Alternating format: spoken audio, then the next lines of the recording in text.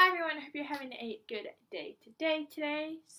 I'm going to do 5 palettes that I regret buying, palettes I would not recommend, palettes to avoid.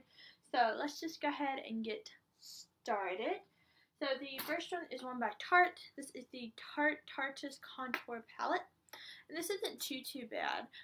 But this is patchy, that's patchy, the blush is alright, the white shade is patchy. And it's just, to me, it's just not a very well done palette. So, I just feel like it could have been done a little better. Like I liked half the products, but I only liked those. So I regret buying this. I don't really like it. So let me swatch it. So I'm going to do the contour, the bronze shade, and then the contour shade. So they're kind of patchy and they're hard to blend. I just, and then like the white shade is, you can barely see it. It's really sheer, like you really can't build it up. The yellow shade, it's okay. The shade that's colored my, similar color to my skin is okay. The blush is okay.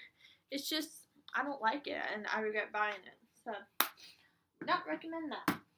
Next, I have 2 Marc Jacobs trios, and I really regret buying these. So this is the first one called the Escapist, and I don't know if I nicked it. I think I might have nicked it with the little spot right here on this one. So anyway, so I have this one called the Mod, and then this one is the Escapist. Okay, so these just are horrible. I mean, I know it sounds so horrible to say, so awful to say, so rude, but they're awful. Let me wipe off my hand. My sister got me one of the palettes that have like 6 or 7 colors.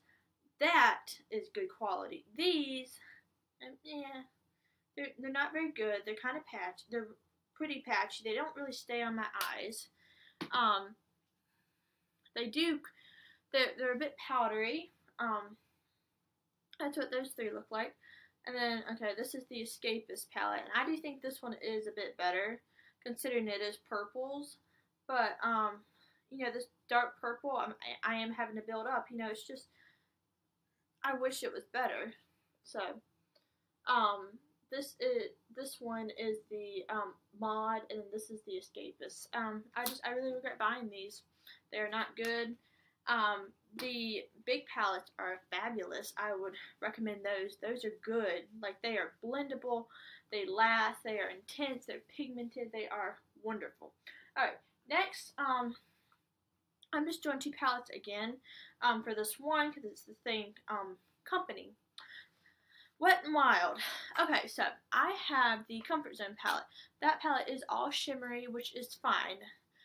But they are blendable, they are buttery, they last, they're amazing, okay? So you have that, and you go, oh, that's a really good palette, it's about $5, let me try something else. So I tried, I already had the purple one, I was like, well, that's okay. This one isn't very good either. It's, Poster Child. So I have used this, it doesn't really look like it, but I don't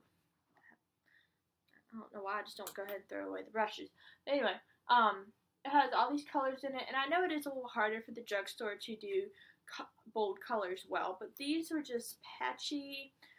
It's not the worst color palette I've gotten from the drugstore, but it's just, I don't know, I was hoping it would be better, and there's not any shimmer. These are all matte. I can make these work. I can, but they're powdery, they're a little patchy.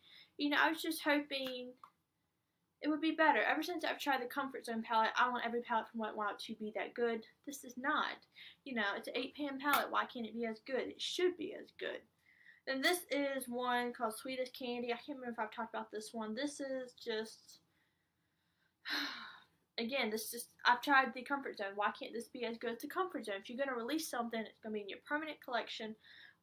Why can't it be just as good as the Comfort Zone? That is what I want. That's why I'm buying this, because I want it to be as good as the Comfort Zone.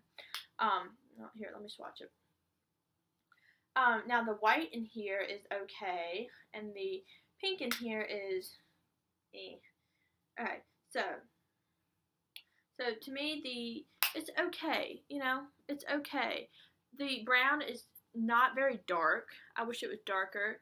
The white is a little patchy. The pink is okay. You know, it's just, I want it to be good. I want it to be the comfort zone level palette. You know, that type of formula, that type of blendability, but it's not. And I really wish it was. Alright, next is one by Urban Decay. It's the Naked Smoky. This palette is on sale so much, I feel like no one likes it. And for good reason. I mean, okay, so first of all, let me hold it like that way I don't blind you guys. Alright, so, okay, where do I start? Alright, so they do have 4 mattes, which I'm glad, because I know in their naked palettes they only have like, what, 2, sometimes 3. But it does have 4, alright, so they're right here.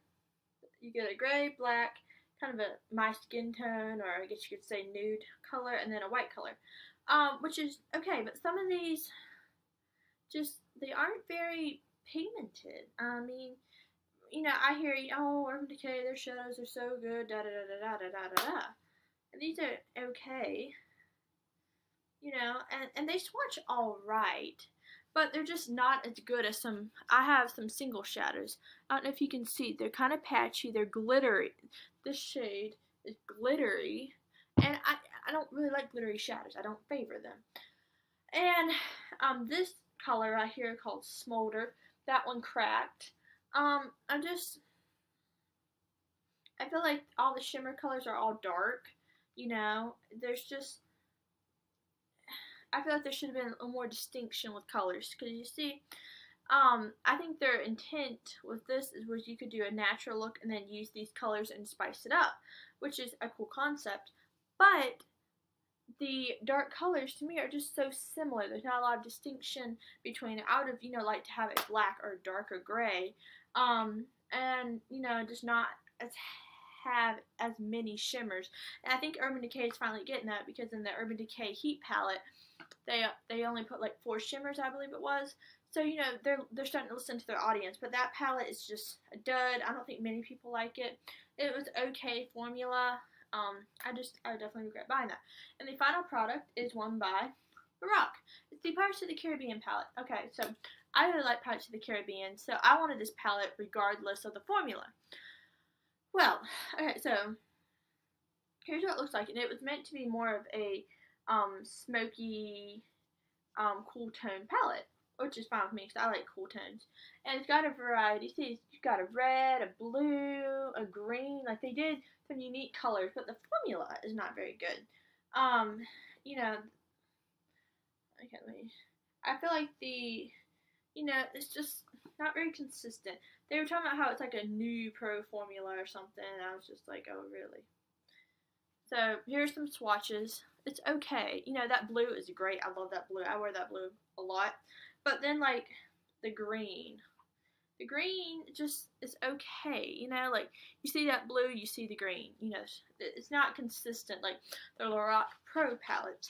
And see, I was hesitant to get the Beauty and the Beast eyeshadow palette because I had this. I was like, well, this was a disappointment. But the Beauty and the Beast palette is amazing. It's awesome. It's what I expect from Lorac when they say it's like the pro formula. This was not very good. It wasn't horrible. If you like Pirates of the Caribbean, or if you're a big Lorac fan, I'd say get it. But it was disappointing because it wasn't as good of a formula as I would have wanted. So yeah, those were some palettes that I regret buying, would not recommend you purchasing or wasting your money on. So yeah, let me know what palettes you've tried you don't like, so I would know to avoid them.